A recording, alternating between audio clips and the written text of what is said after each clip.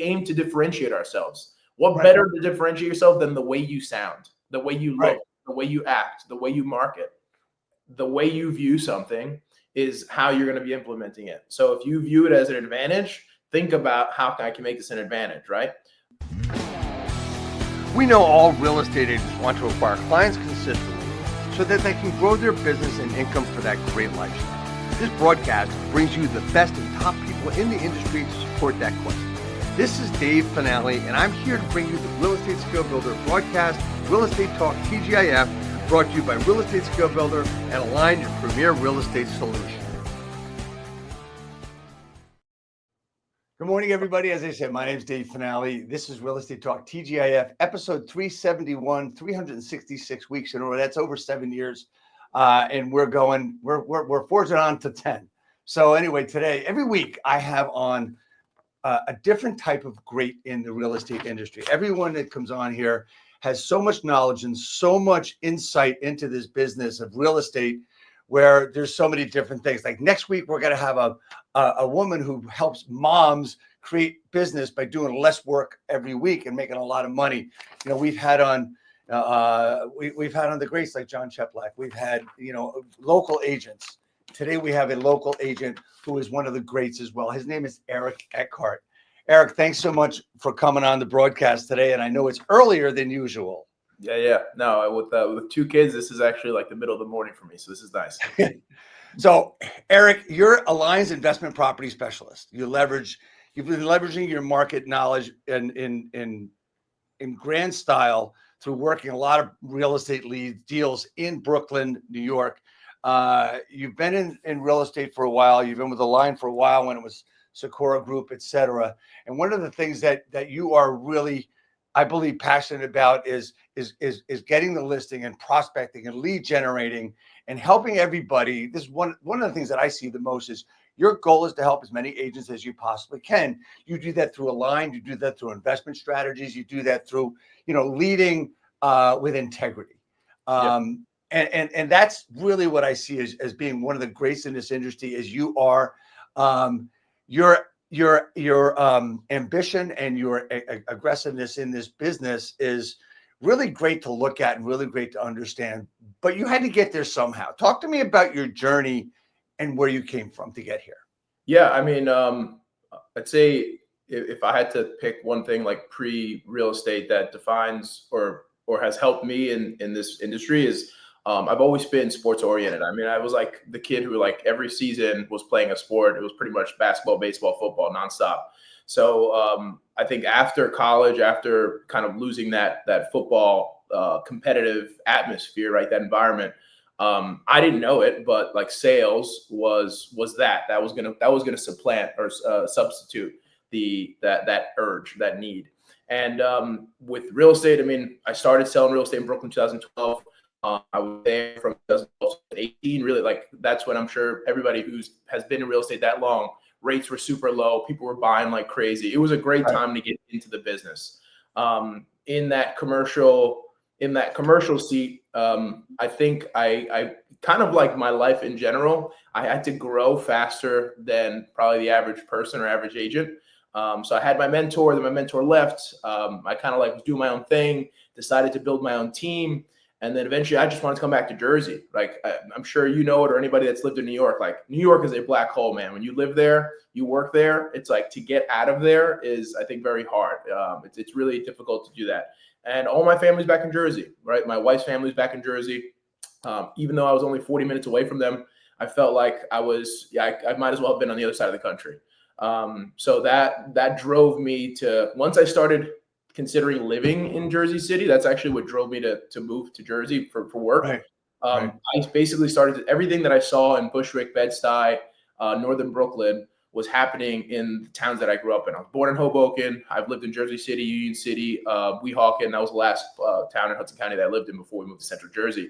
And that drove me to meet Brett. So I don't know if you've ever had Goldfarb on here, but Goldfarb, we worked together in Brooklyn for like 6 months. He left. We kept in touch. He was actually trying to sell me a deal that I'm kicking myself now in Bergen Lafayette, a 4-family that was up for like $450 at the time. I think it's probably worth $1 million now.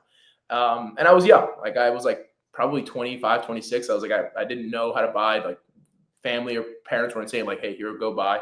But that made me realize like, I got to start looking at what's going on over here. I know the markets, I know the areas. I just have to learn the real estate market.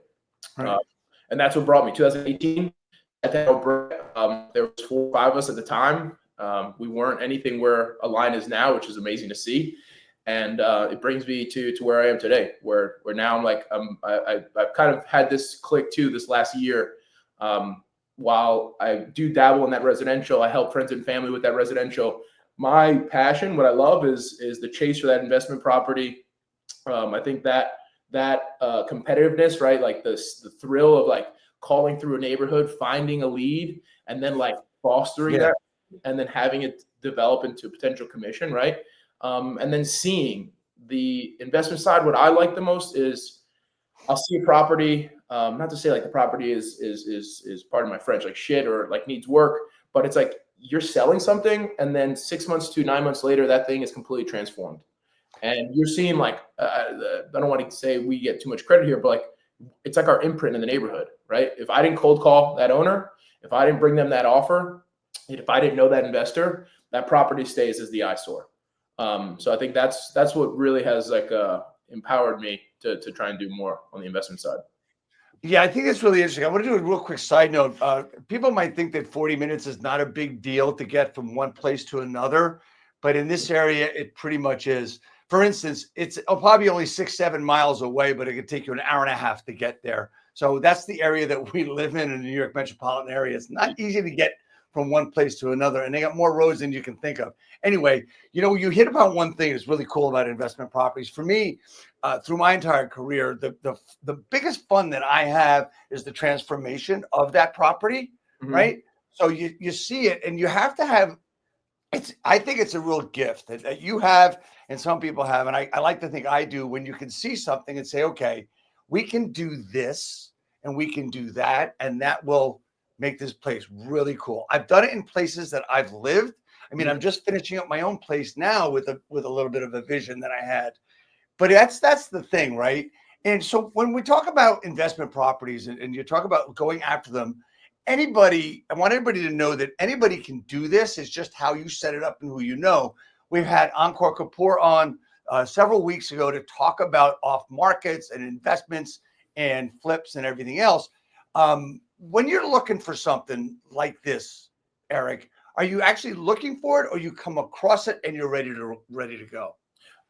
It's kind of I'd say it's a multiple way approach. So obviously like just prospecting through a neighborhood or prospecting off of something that I'm working on already is kind of what I feel the most comfortable with. But something that I started to do in Brooklyn, that I didn't have a car at the time, and like we didn't even use cars too much, like the train system was great, is I would get off like a train stop earlier and I would just walk a little bit extra to the property.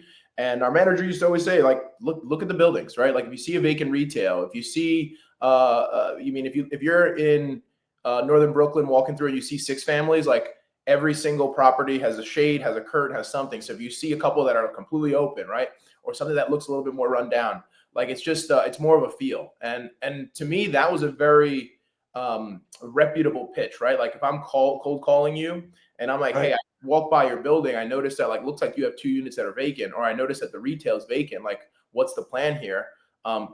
It doesn't, to the average person, it doesn't seem like a big deal. But like when you think about commercial property, investment property, like that's lost income, right? Like that's going to affect the loan they can get. That's going to affect the value that they're going to get. It's obviously going to affect whether they're going to be able to keep the property, right? If you're not cash flowing. So it was a feel at first, right? Just going through and seeing the neighborhood. But at the same time, it was like you'd stumble on these opportunities, right? I'd get a listing, call down the block. You'd speak to someone, you'd realize, okay, they have a vacant tenant. There's something's coming vacant. They're looking to renovate, so you can go in there and kind of give them an idea of what to expect.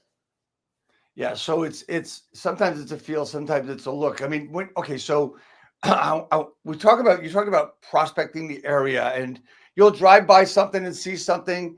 What's your process when you drive by something, you see something, or you see something you want to talk about, or an area? Are you just prospecting that one location, or are you going all over the place with your prospecting? So I like to just prospect the markets that I'm working in, because I find like that's the strength of a listing agent, like being able to speak more than just like this is what the value is.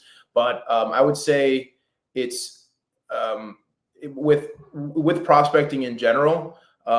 I think there has to be volume, right? And like the only way that you can kind of like nitpick here and there is like if you get really granular with data, right? You're looking at like last sale dates, you're looking at maybe pre-foreclosure or list pendants type deals where you know that someone's going to have to sell. But for the most part, it's just a matter of like sharing that information. I didn't do it at first, but I felt or I noticed the success of sharing valuable information.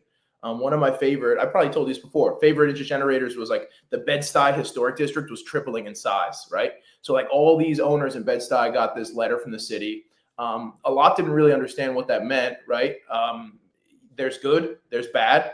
But like when I was cold calling on that, like at first I thought I was like, no one's gonna like, I want to talk about selling your building. I don't want to talk about the historic district. But that got me more meetings than ever. That got me my first 2 listings, 180 Malcolm X Boulevard, 260 Malcolm X Boulevard.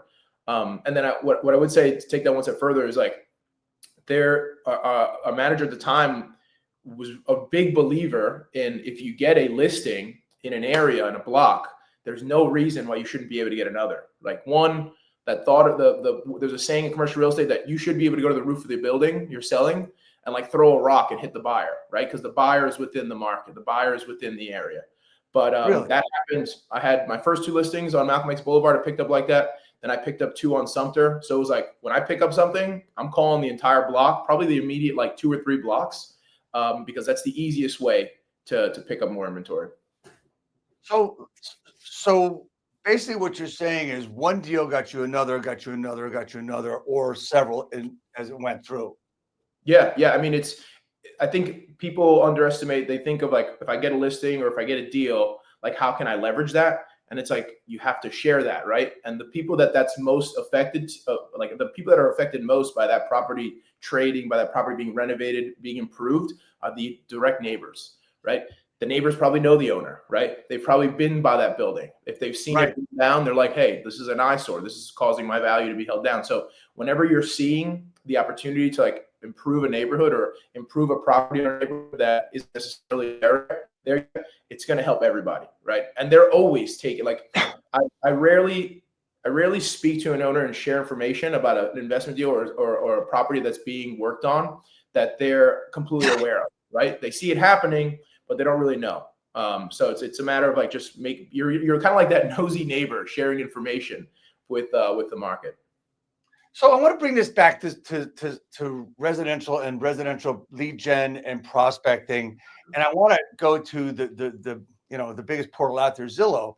And one of the things, and I want you to talk to this if you would, a lot of people do not want to work these Zillow leads now simply because, well, you got to pay Zillow so much and they have a big thing. And I've always thought that, okay, you're paying for that one deal, but as you just said, you should be getting 1, 2, maybe 3 or 4 transactions out of it. So you're paying for a longer income stream. Can you give me a little bit about that? And do you agree with that? Yeah. I mean, it feels like sales 101, right? It's like, if you have an opportunity, if you're just am I allowed to curse on here? What's that? Yes, you curse, say whatever you want. All right. No, but like, whatever the fuck you want. That's fine. If you're going to have that opportunity and just like throw it to the wind and say like, fuck it. Like, this is the opportunity, right? Like, you're going to bitch about Zillow's commission. You're going to bitch about the referral fee. But if you can take that one client and then now you hit that deal, that sale, you buy them, you help them buy a property, and now you're prospecting the entire area, and then you're getting referrals from them. It's like when they talk about the real estate snowball or the sales snowball of getting momentum, it's that. It's like, it's not one opportunity and then one opportunity. It's like that one opportunity. It's like squeezing an orange. It's like, how much can you squeeze out of that one opportunity? And it's just a matter of work, right? I think the agents are not, I don't want to say are afraid of work or don't want to work, but don't realize that like there's way more work that can be done on that one deal, on that one client, that one transaction that can yield you more. It's not like that deal is going to get you more. It's like, use that to get you more. Exactly. And that's the whole thing. I mean, it's like, look, I've worked with many, many agents in my career, and they say, well, of course, look, I was involved in pay-per-click advertising when it first started. Yeah, I'm that old. Okay. And the whole thing you have to understand is that in the very beginning, Eric, the agent said the leads suck. The Yeah. leads suck from day one, right? So now you look at Zillow. Zillow came a long way. You used to pay them a fortune for a zip code and everything else. Now they decided, well, their business model changed. And for the past 10 years, I've heard agents say, well, if you don't turn it into 2-3 deals, you're an idiot, right? And I hear from so many agents, well, I can't take the Zillow leads because they take so much out of my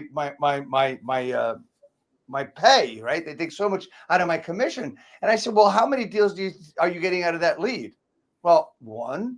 So I think there's a mindset issue with this business to begin with. And I know you've worked with a lot of new agents. So when it comes to that mindset, that growth, that maybe it's limiting belief mindset, maybe it's something they hear, because a lot of people get into this business, Eric, because they can set their own time frame, their own schedule, and make as much money as they want. To me, that means like 60 to 70% of the agents in this business don't want to make any money because they don't want to work. Yeah. I don't say that to everybody and anyone out there. That's not meant as an insult. It's just meant as pure truth, because if you want to work, if you work that 9 to 5, you're going to build a business that builds what you just said, the perfect word, momentum, in your business by doing one deal after another. Talk to me a little bit about the mindset of a newer agent, and as you work with helping people prospect. Yeah, I think so. Like kind of what we both said, it's not like they don't want to work. I just don't think they understand the work. Exactly. I love being able to take anything I'm doing and supplement something else. And I don't want to say it's multitasking, right? I'm just going to make a basic example. When I walk my dogs, I listen to my podcast, right? I'm not going to walk my dogs and then listen to my podcast because it's going to require more time. When it comes to a lead, if let's just say the idea of a shit lead through Zillow, all right, you're going to either not call the lead or reach out to the lead and then not have success, and you're going to think it's shit, right? So, all right, how are you working on your skip tracing skills, right? Like if the leads are shit, let's say the leads are shit. Let's say the numbers aren't right, the emails aren't right. Are you looking up that person? Are you trying to match that number to a name, to a contact, to an email? Like how good are you working on your research ability? On top of that, like how good are you working on your referral ability? So it's like every opportunity, if you look at it from a couple of different ways, like it's not just about you getting a sale, right? We want to sell things, but right. In the effort of actually going after those leads, closing them, developing them, that's the skill in itself, right? So it's like sharpening your tool in 3 different ways when you may not use the tool, right? The tool is the lead transacting, but it's like, am I getting better in other ways that are going to be useful when leads aren't shit, or when I have good contact information and I know they want to do something. So it's like, I think that agents forget, or I think salespeople forget that you can like refine yourself, you can improve yourself while working on that. We say it all the time. Like if you're calling leads that don't want to talk to you, how are you getting better?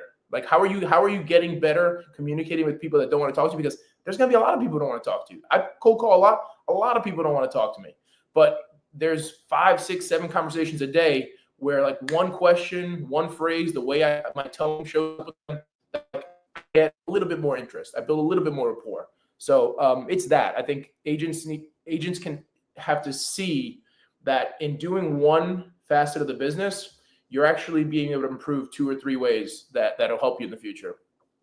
Right, because you mentioned something that says you get a bad information, or that doing the research on that person can be really important and could lead to those 2, 3, 4 deals that we're talking about.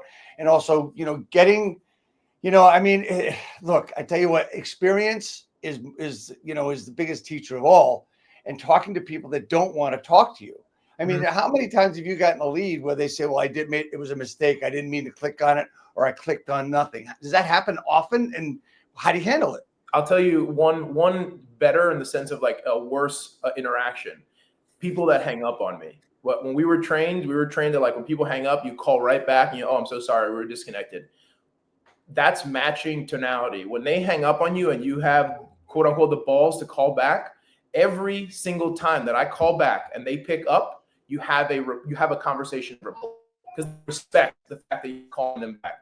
They were bold in hanging up on you. You were bold in calling back. So it's that same mentality is like, how can I match the person that I'm communicating with? How can I show them that I'm not like every other agent wouldn't call back, right? Every other agent just okay, that lead doesn't want to talk to me. It's like, no, guys, look, I know that you're getting a lot of calls, but like, I'm not a chop shop agent. I'm not a bullshitter. Like, we do a lot of business. I can help you in a way in the future. Maybe not right now, but I can. So I think that's a good example of just taking that one step, having a different mindset approach to it, and then being able to actually, like I'd say, like imprint on people that you're not like every other agent. So you mentioned the word match, right? So when you're Mhm. talking to somebody, you call them back when they hung up on you, and you talk the word match. Can you talk a little bit more about that? Yeah. It's something that like you get good with, I think, with time. I Yeah. remember Dave DeVoe said it's like you have like 5 to like 10 seconds to really start to realize what you have to do. So I'm a fast talker, as same as you are. So if I get someone that's older on the phone, like I have to slow down how Yeah. I'm delivering my pitch. Versus like when I was cold calling in Brooklyn, you'd get like a plumber on the like, hey, who the hell is this? And then it's like, hey, no, it's Eric with the Mark's Smoke Shop. I'm just you know me like you have to match them in tonality, even if they're I don't want to say shouting, but like it's sometimes people want to be very polite, sometimes they want to be like even keel. And I think Right. that change, whether up or down, right? Someone who's slower talker, more monotone, like when you want to create that excitement or that importance in what you're saying, you got to speed it up. For myself, when I slow it down, that's when people tend to listen because I'm always such a fast talker. You know, one of the things that I was always taught by my dad, honestly, is that, if someone's giving you a hard time and is yelling at you or they're pissed at you, the more you slow down and talk a little bit lower in volume, you seem to get their attention a little bit more. One Mhm. of the things that I've been successful in talking to, as we're freezing a little bit here, talking to agents that, and we have experience with a lot of agents that have accents, right, Mhm. from all over the world. I mean, Align, we have so many different agents that we work with that do have accents, and they will tell you, getting down to real personal, is they fear that their accent's going to get in the way. And the key is what you just said: Yeah. slow down. Yeah. And then use whatever you say or whatever your accent is to your advantage. Like when you Yeah. finish hanging up, say, hey, I'm the one with that heavy accent, that heavy Italian accent that you heard. Don't forget me. I'll call you tomorrow. Right. Those kinds of things you use to your advantage. You agree with that? Yeah. Yeah. I learned that we had a British agent in our Brooklyn office, and he was very good on the phones in general. But I'm like, no one is gonna forget that voicemail. Like no one. He's not gonna have to rejog anybody's memory if he has any sort of rapport with them. So it's as much as it's like some people see it as like an Achilles heel. That's right back to what we were saying. Like the way you view something is how you're going to be implementing it. So if you view it as an advantage, think about how I can make this an advantage, right? So it's like, yeah, like the technicality, the language can improve, yes, but if you can communicate at a base level, that I think is a huge like that's what we aim for, right? We aim to differentiate ourselves. What Right. better to differentiate yourself than the way you sound, the way you Right. look, the way you act, the way you market? Right, exactly. So I mean, it's that's who we are, and if you want to be like everybody else, good luck with that. But the idea is to differentiate yourself. You talked about imparting knowledge on people earlier about something that they got a letter from the city or the town. That's really important. Imparting it knowledge, being different, and giving other information. I mean, a anybody can do a market update. Anybody can call somebody with a market change if there's really different things going on. I mean, here in New Jersey, we've got some changes going on with transfer taxes, which, as an aside, is pure bullshit what they're doing. But that's beside the question, beside the thing, right? But anyway, the point is being different is really important. I want to get into one of the things that you do on a regular basis, Mhm. and you do a session every Monday called Success Through Action: Listing and Prospecting with Eric Eckhardt. Talk to me about why you started doing that and what's involved. Yeah. Uh, I tell this to all the agents that are on that call and all the agents that I've helped over the years that like when I'm helping you, it is accountability to me, right? Like I don't have someone overseeing me and my numbers and what I'm doing, but in that call, right, it was almost selfishly after COVID. We weren't in the office every day. We weren't in the office much. And I do not like cold calling in isolation. I was born into a bullpen of a sales floor where like we're all calling. I hear everybody's conversations and I feed off of that. I realize that now, I feed off of that. So creating that call was a way for us to like artificially create that environment is one. But I also think it's there's really little things, no matter how long you've been in the business or how new you are to the business, you learn from all different people, right? Everybody has different perspectives. So like on that call, I might have a pitch or something that we're going to be introducing. And I have what I would say, right? How I would handle the conversation after a couple of questions. But then you hear an agent who's like brand new say like, oh, what about this? I'm like, oh, that's actually a great point. So I think it's a way to collaborate on ideas in a world where we're more, I'd say like physically isolated, but more technologically connected. And then I've always loved doing things in groups. I've never played a sport where I'm like by myself. Like I'm gonna go back to sports because like that's driven my whole life. Every sport I played has been a team sport. I like going after it with the people that I'm doing things with, right? So if it's work, I like going after it with people at work. If it's sports, I like going after it with my buddies in sports. So it was a way to create that atmosphere where like, okay, we're not all going to be in the office. We're also all geographically, right? The team's huge now. We're geographically in different areas, so we can't be there all the time. So when you're on there, great, right? Let's take advantage of it. And I think the last thing that I wanted to build with that call is like, we just it doesn't need to be like people say take massive action, but like sales and doing this is like, let's just do it every day. Every Monday, you jump on and we start the week off. I did not want to start my week when I first started with minimum 100 calls on Monday. If I like had less than 100 calls on Monday, I felt like I was already behind the eight ball, no matter like how many meetings or things that I had going on. It's like, that's what I knew had to happen on Monday to ensure that at the very least, if this week doesn't work out well, the next week will. So that was creating that Monday morning, 9:30, get on, hour and a half, 2 hours. Let's prospect. Let's hit whoever, FSBOs, SOI, cold call through a neighborhood. It's really been benefiting, I'd say, the agents, but also myself. It's selfishly a little bit of accountability. So I want to, talk about the selfishness part. There's a few things I want to hit with what you said. Number one, the selfishness part.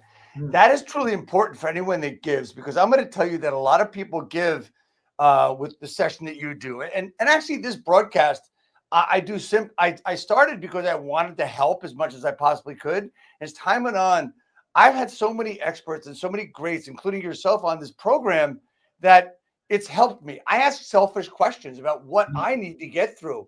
In a few weeks, we're going to have Jesse Dow on, who is Channel Junkies, video, YouTube experts. I'm going to have him on to pick his brain. I've had so many people on to do that with. I've had Kyler Ferris on for the same reason, right? Let alone Chet Black and Pipes and Leo Pereira and all these people. I mean, I want to pick their brain. I want to figure out what they can do for me to help me, but I do it in a way where they're helping everybody else. The other thing is getting started on a Monday, right? Mm-hmm. So you talked about, if you didn't do those calls on a Monday, you felt behind. So is there a way that is this session that you do? Is this the way that you ensure that you get your numbers started really well on a Monday? Yeah. I mean, look, I've been cold calling since 2012, and it's still every day that I go to start cold calling, I'm not like already like, yeah, awesome, let's do it. It's like it's not something I necessarily jump to do, right? There is still a little bit of like anxiousness of like calling a stranger. It's like jumping into a cold pool. It's like starting a workout. Once you get in it and you're in it, you realize, all right, this ain't that bad. So if I wait till Tuesday to really hit a heavy call day, it gets harder and harder, right, to do that. Whereas like if I rip the Band-Aid off, when we were in the Hoboken office, I would come in and it's like I wouldn't talk to anybody. I would just put my shit down. I would put my headset on. I'd start the dialer because it was like if I waited longer and longer to get the dialer started, I would have wasted half hour, who knows. So it's like just get on, rip the Band-Aid off, start the calls. And then once you're in it, you realize, okay, that's fine. And then like Monday afternoon, if I know I have to make some calls, I'm going to bang them out. And then it gets easier Tuesday, Wednesday. So it's just a way to go. I always joke around. Whenever we have like a 3-day weekend, I get back on Monday. I'm like, well, how do I do it? How do I do my job? Right? Because like you go from not calling all these people, not being on the phones, talking to so many people, to like, now I'm going to try and speak to 20, 30 people today, right? I'm going to try and like mentally have gymnastics of like having those conversations. Whereas like in our personal lives, I'm not consciously thinking about my interactions. It's natural, right? With cold calling, with prospecting, it's natural, but I'm also thinking through how I'm handling those conversations way more than a personal level. Do you hesitate when you get started? I mean, you mentioned, you kind of alluded to a little bit where, you need to get rolling, where you still have that feeling that, let's, for lack of a better word, let's call it anxiety to make the calls when you start every day.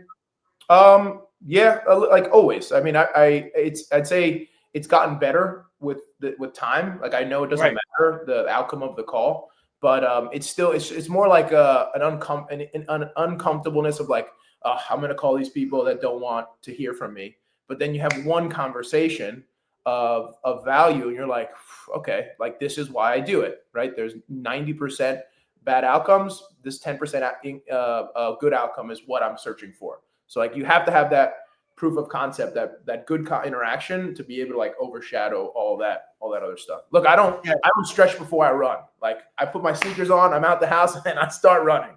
So it's like, yeah, maybe that's not good, but like if I stretch and if I keep thinking, oh, am I gonna run 2 miles, 1 mile? It's like, oh, I'm already in my head. It's like, no, just get out, run till you can't run anymore, and then you're done.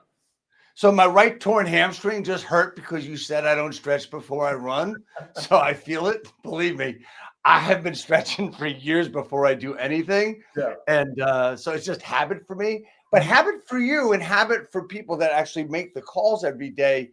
I mean, it's still tough getting started. I mean, just talking about stretching. Okay. I'm going to use that as an example. Look, every day when I work out and I do it, I'm going to work out anywhere from 5 to 7 days a week. And I'm going to stretch. I have the same little routine that I've been doing for 30, 40 years when I work out. Same thing, same stretch. It's lower back, it's hamstring, it's quads, and then it's hamstring again. Now I've added that because I have to, right? Mm-hmm. And I worry if I don't do it. I still got hurt when I did the same thing. So it did it matter? I don't know, but I know mentally it helps me. And mentally getting ready is the other thing. Is there a lot for you? And I agree with this. Stretching is not always the thing. So when you're going to make calls, you're not going to stretch or prepare. But what about practice, though? What about getting ready and going through what you want to say when you start calling? Yeah. So I would say if you're not like me, or I'm rolling through conversations in my mind before I'm out there, if I already kind of have an idea of what I want to talk about before I jump on. Role play it, right? Like we do with some of the agents. I get on there and we're like, all right, who has a list that they're calling, they haven't called before, that they want to pitch on, right? I just did this with Sonia Chartowich on our team. She's circle prospecting through Bridgewater. She has a big vendor list that she wants to share. So we tailored a pitch to like, as an agent calling, helping owners find vendors locally. I'd say I've been doing it long enough where like I know the structure of what I'm gonna say. It's just about how I'm gonna deliver it. And kind of go back to that, not straight for working out, is like I think I don't want to toot my horn, but I think I'm good enough on the phones now. I'm good enough prospecting that like I can almost practice that pitch with my first couple interactions. And once I have like 1 or 2 efforts in that, like I have it down pat. I know exactly how it's going to come out. I kind of know where I'm going to take it. But beforehand, it's just like it's rolling in my mind, right? Like, all right, if I'm going to talk about this, if I'm going to talk about this property, what am I going to talk about? Am I hitting the square footage? Am I hitting the condition, the bed and bath? Am I talking about the CapEx? Like I know I have a roadmap in my mind already. And it's just a matter of like putting that into words. But it's practice. I'd say when you first start, you can't do that, right? I didn't do that when I first started. When I first started, it was take a comp, get 2 or 3 facts about that comp that I want to know. When you call about a comp for a week and you make 200-300 calls and you've said that over and over, hey, this is 180 Malcolm X Boulevard, 6 apartments in a store. We have 1 vacant, asking 1-1. Like that was my pitch for 180 Malcolm X Boulevard. I will never forget that. So you do that over a year and you start sharing information, sharing comps. It's like, then you become that market expert that like, I wasn't an expert, I don't think, in the market, but I had memorized all this information.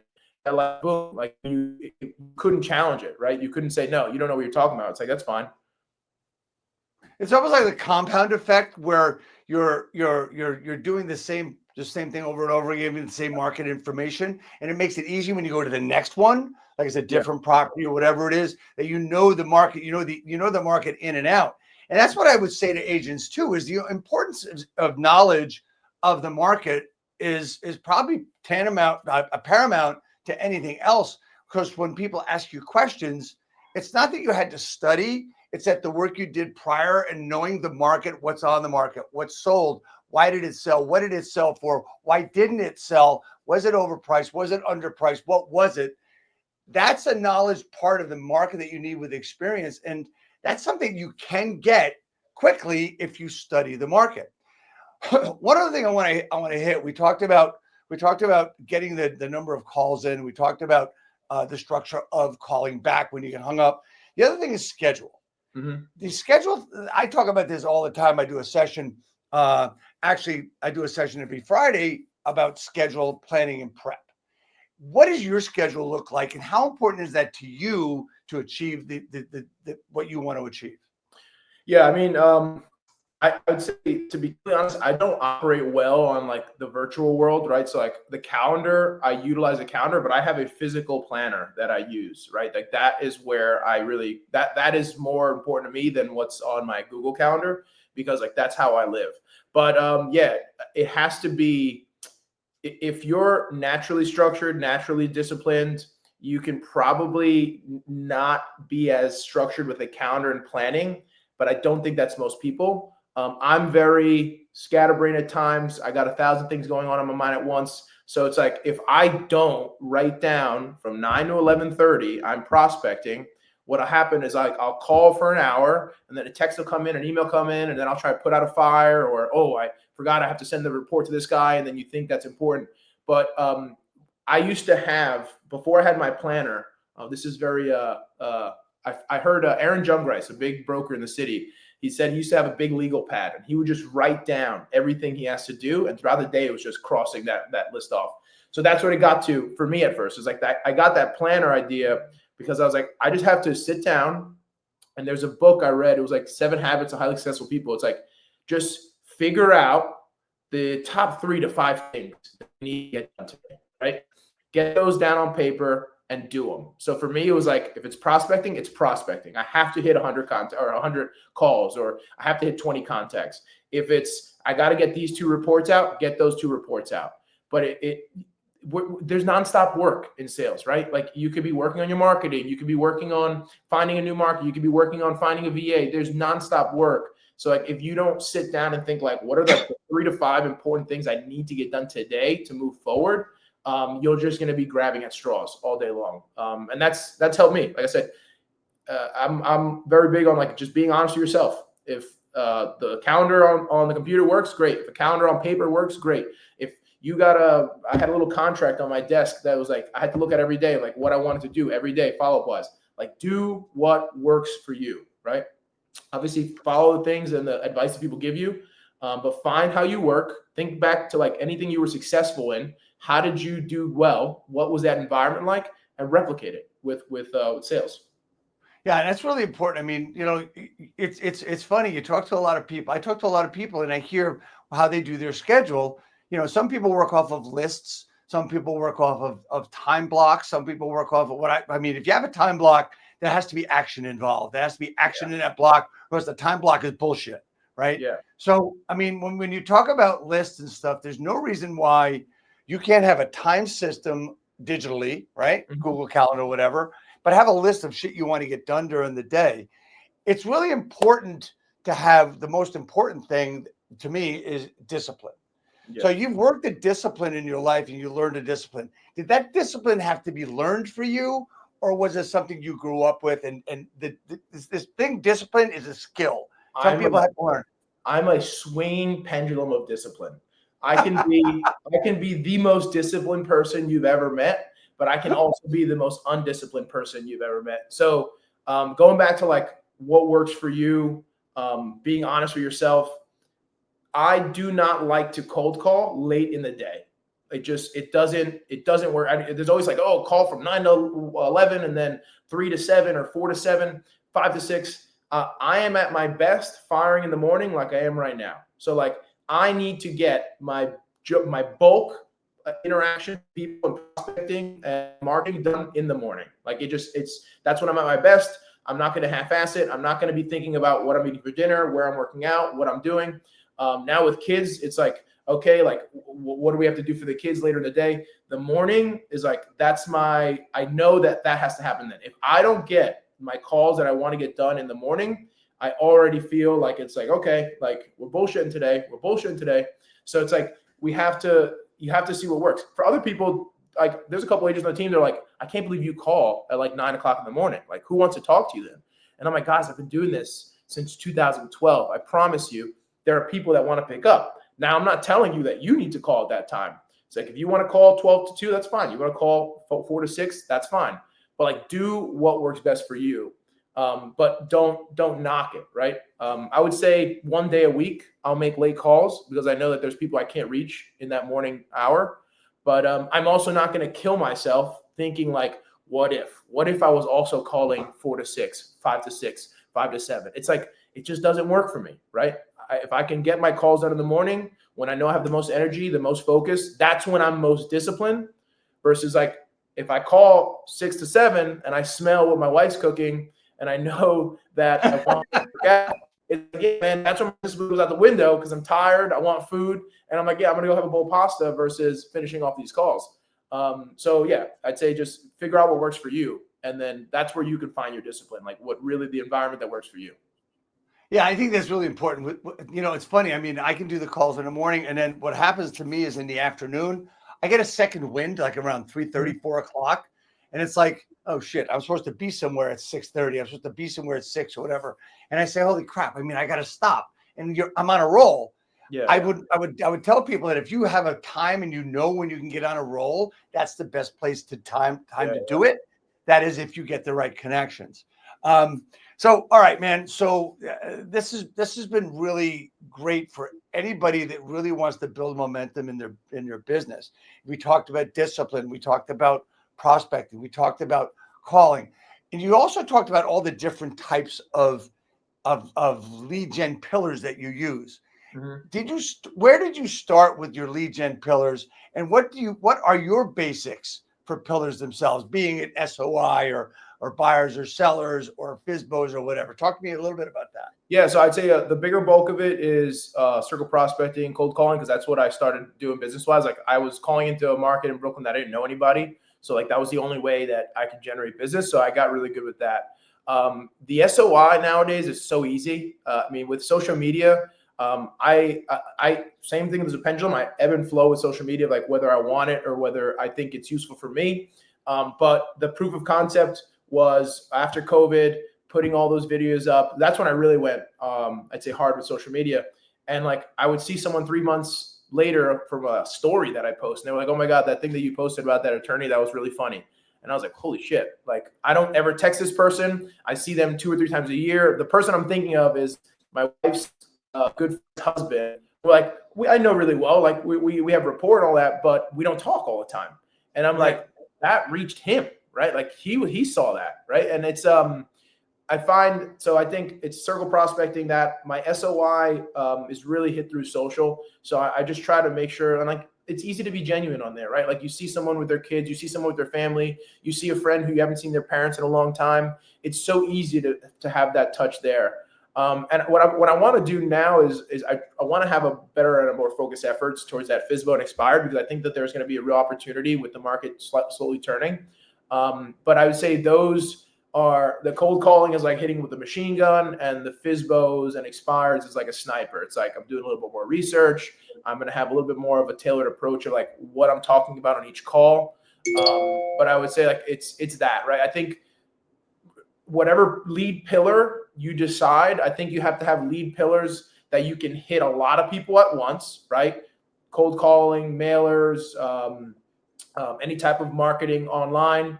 And then you got to have lead pillars that are more one shot, very personal, very intentional. Right? Where like if I hit 10 SOI, I'm going to get a way better return than 10 cold calls or 10 circle process or 10 door knocks. So it's like having those two type of lead pillars. Because I think that helps, and that teaches us Like you can do things with a lot of velocity, but you can also slow down, and you can get a lot of value from slowing down. But yeah, that's kind of how I see it. So we talk about slowing down. I want to hit one other thing. When making calls, people make them manually. They make them on their phone.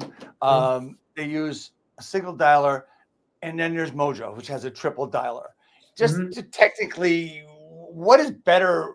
Is there? I mean, it has to be personal. But what have you used? And you talk about slowing down, but with a dialer, you're not. Talk to me a little bit about that. So the dialer blew my mind. I started with a landline that I would dial, and I got so good on the phones, like 718-475-4312. That was my extension in Brooklyn. So it's like, I go back to like hand dialing. It's a little harder on the phone, but like I think my next setup is going to be a landline at home where I can just blast off calls. But the dialer is that, right? It's that machine gun. Like it's a great way to get through markets. I think there's a trade-off with all of these. The dialer, you have to create the environment where you can really sit there and like focus on that call. You think about it. In an hour, I could probably make 100 calls. I'll get maybe 15 pickups, and then I'll get like 7 to 10 opportunities, right? Like people, like actual pitches. So it's like if you're part of my friends bullshitting and like you got tabs open and you got music playing and like you're not focused on the screen, like someone's gonna pick up and you're gonna miss that, or like you're just gonna start off on the wrong foot. So for me, like I do like that. It's something I supplement, but I Mojo dial into a list that I know that I've built over time. That's like people I know. They have good numbers. They own real estate, so my contact rate is higher. So I like hitting that list. Hitting a cold list, like brand new, I really prefer to get through that at first by hand. Like I have an Excel that like if I got a listing, I'll pull the block, I'll have the list on there, and I'll blast through some of the calls by hand, right? And then I'm just moving those people into those Mojo lists so that I can hit them in the future. But it's better. I always say I operate better when I'm busy. I'm more efficient when I'm busy, which is like seems counterintuitive, but that's kind of how, again, honest with myself. When I'm prospecting, if I'm sitting on the dialer, like staring at the sky, waiting for someone to pick up, I'm not as useful versus like if I'm cold calling and then I'm looking up the next property and I have the numbers putting up and I'm sitting there, I'm like, boom, I know where I'm at. I know where the list is. I know where the name is of the person that I'm calling. So it's just something that it works. It works for me. I can get through like probably 40 to 50 people in an hour that way, like straight up almost databasing while I'm calling. And I enjoy it. People will tell you it's not efficient, right? That's not efficient, Eric. That you shouldn't do that. But that's like, again, that's what works for me. That's what keeps me mentally in it when I'm going through it. And again, I make 40, 50 dials. I have to have 2 to 3 really good conversations, and that's worth it. That's the same contact rate that I'm at when I'm hitting 100 plus on the dialer. So, one thing that there's been a lot of different theories about research during prospecting. So you're databasing, you're looking at properties, et cetera. So you're doing different things at the same time. So when you're calling someone, say it's a FSBO, whatever, are you looking up their property at the same time so you can look at it, or are you going with a know-nothing attitude? No. So like fizzles and expires more so than anything. Like I have that property up. If it's an expired, like I have the MLS up, and I'm like just trying to find 1 or 2 things that I can talk about. And then like there's little things, right? There's things that don't, when you look at the average person, be like, there's nothing there. Like when I see a FSBO and I see like 2 or 3 paragraphs of a property description with all that stuff, like that speaks volumes about who that person is and how they handle things. So like we're going to be detail oriented with them versus when you got the 1 or 2 lines, single family, great shape, come on and see it. It's like, okay, that tells me a lot about the person I'm about to speak to. So it's, I'm not going to talk nitty gritty details to the person with a 2-line description, but I'll talk deep details. I'll say, hey, these photos, you should rearrange these photos, right? You should probably remove these 2 photos, or maybe you should add some video content, or have you looked at putting this on this site because they've said that, like, so that's the sniper approach, right? I'm going to take 15, 20 seconds just to breeze through that, see what I can talk about. And then you breathe, because that's the same pitch, right? Going back to when we first started on, that's the same pitch of me walking through the neighborhood and talking to you about the property that I just walked by. A lot of times you'll hear them say like, "Well, were you in the neighborhood? Did you see my property?" Like, yeah, no, I was in the market. So it shows that you're not just blindly calling. It's like, yeah, I have your property up. I'm looking at it. Like, I'm not standing outside your door looking through your front window, but I do see the property. Hey man, that's great. I love the way you said that. Hey man, this has been great. We're coming up on time. I do want to ask you about your Instagram handle at the Woke Agent. Talk to me a little bit about that and how it came about. I didn't think when I first made it the Woke Agent, I didn't think of what I would fly 5 years later. It sounds like the broke agent, but it was like the idea of like being woke before a lot of like before like the political thought of it now was being at what I would say like in the know, like knowing how things work, understanding the reality of a subject. And that's what I want to be, right? Like I want to be the person that if you have an issue with your property taxes and you're trying to figure out, okay, what kind of attorney, like, yeah, here's a certiorari attorney. Or if it's something where you're trying to figure out, like I have a client now who's thinking about doing a project in his attic. It's like, okay, let's look at like, if you add in that full bath, is that going to net you more than 30K? Because it's going to cost you just about that to put that stuff up there. So it's about being the most informed as possible. And there's so much that we can learn here, man. Like we used to talk about it in New York. If you took every day and learned one zoning, just like in and out, one version of zoning, R1, R2, R3, like you're going to be better off. So it's being informed. It's nonstop learning. Yeah. I'm like a self-help addict. So I'm constantly thinking of ways to improve, ways to change. And that's kind of what I want to encapsulate. So it's nothing political. Your political opinions, I won't agree with all of them, but I'll respect them. And it's not woke politically; it's woke mentally educated. Great. So there's three things left. One, I forgot to ask you at the very beginning of our conversation. It's called Real Estate Talk TGIF. Do you know what TGIF stands for? What does it stand for you? I mean, thank God it's Friday, but I don't really look forward to Fridays. I feel like. Actually, I do. We get pizza on Friday, so I look forward to that. Oh, pizza on Friday. Okay. So actually here it means thank God it's Fanale. Just so you know, when you think of TGIF, you're going to think of me from now on. Last question of the day, man, is how can I help you grow your business? I'm not a hat guy, so I would love to have an RETGFI. There we go. I think that's going to help me grow my business. But no, I think let's be hard on each other. I'm very thankful. I thank God every day for my mother, who was like, she didn't expect anything but the best from us. And I think that's the best love that we can give to our coworkers, to our family, to our friends. Let's hold each other accountable. Hey, if you're going to do 20, 30 transactions here, like let's do it. Like, where are you at? Right. So I think pushing each other. That's the best thing we can do for each other. I'll do that. And you alluded to the hat. Yes, this is the black version. It goes to Align team members. Thank you so much, Eric, for being on. Thank you for helping me out today. I had to do this broadcast early because of personal situations, but I want to thank you so much, man. You're an inspiration to me every day. And I'm lucky, man, because I get to work with you every day and you're there at my fingertips to help. I appreciate you. God bless you and your family. Next week, ladies and gentlemen, we have, where is it? We have Rachel Dow coming on. Rachel is the wife of Jesse Dow, Channel Junkies, who I alluded to earlier. And she is a real estate agent who helps moms in the real estate business work as little as possible and make a lot of money. She's going to talk about her system and how she does it.